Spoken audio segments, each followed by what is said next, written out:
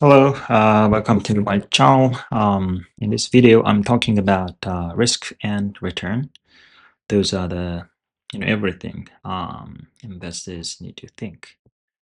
And my recommendation is don't invest because the stock seems to be rising. It sounds not intuitive, right? But I think that's the thing. Actually, the stock investment is not that intuitive thing. Um, so the first of all, always think about the largest risks you have. If the price can go half, that's the largest risk for you. That can be a largest risk for you. And if you're leveraged, you can lose all the money. That's why you shouldn't use the leverage usually. And if you think the risks are reasonable, think about the returns you expect. I generally expect the stock price double, at least double in the following 2 years. And in the reality, that means the stock price is discounted by half compared to its fair price.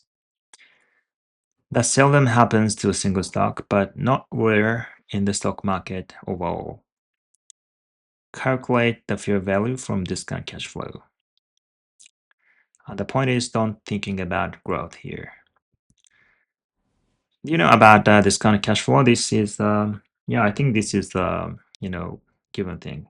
Um, like if a company generates, say, $1,000 every year, and if the company is sold at $10,000, are you willing to buy it?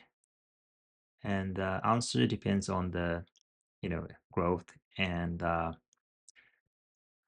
solidness of the business model. And yeah, that's basically about the investing. You know, if the business is you know falling, you won't invest even in $10,000, right? But if the cash flow is growing from $1,000 per year, just $10,000 is very cheap, right? Affordable stock. So that is applicable to the public stock market as well. And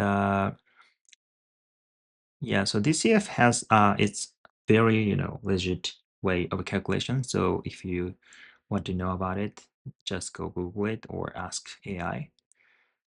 And you can easily find a stock with half of its DCF value. And that means it can be a good chance. And the next question is the business solid? And if the business is solid, the downside is limited. And but however, you need to think about, is the stock price going to rise actually? Because there are a bunch of value drop thing. The stock is very cheap, but in several reasons, the stock price never goes up, right? And in order to have some safe margin in that term, there's several ways. The first, look into the revenue mix. If some business segment is still not profitable, just reaching break-even improves the margin as a whole company. When you can foresee that happens in the near future, that can be a safer margin. Okay, and the second one is if the company is willing to return capital to shareholders, they can support the stock price too. These are very basic thing, right? But that kind of thing happens everywhere in the stock market because the managements have the stock too, and they also wants the stock price to rise as well. So that's very important, and those limits the downside. Basically, you want to eliminate the possibility of losing money.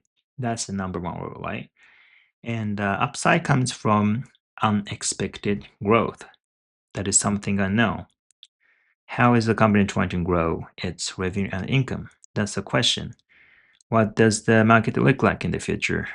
That can be a question too.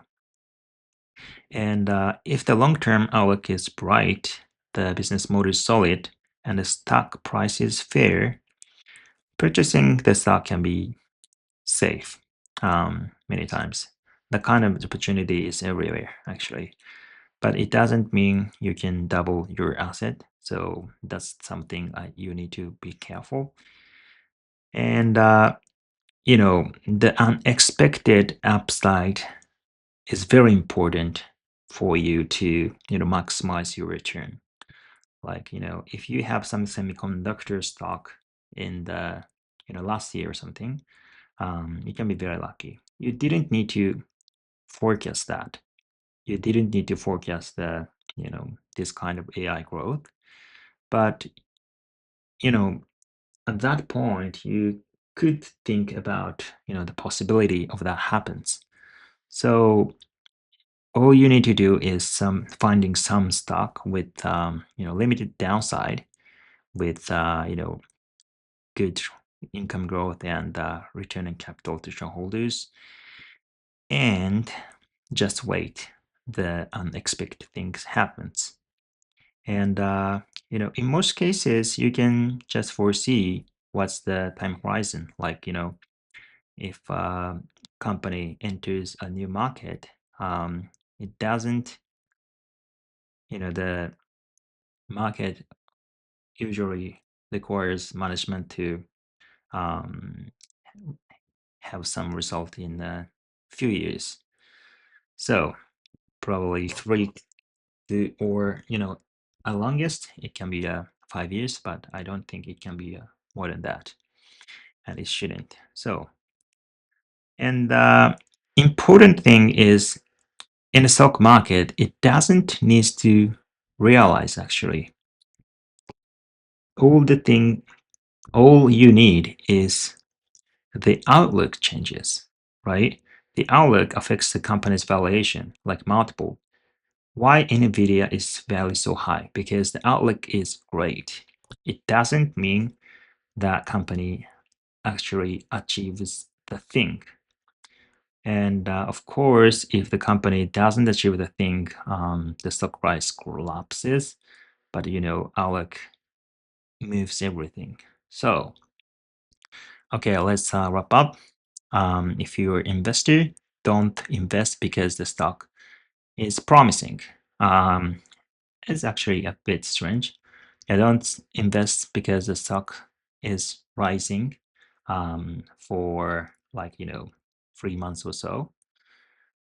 Just think about downside and limit downside as long as many as possible, as less as possible, or I don't describe that in a good way.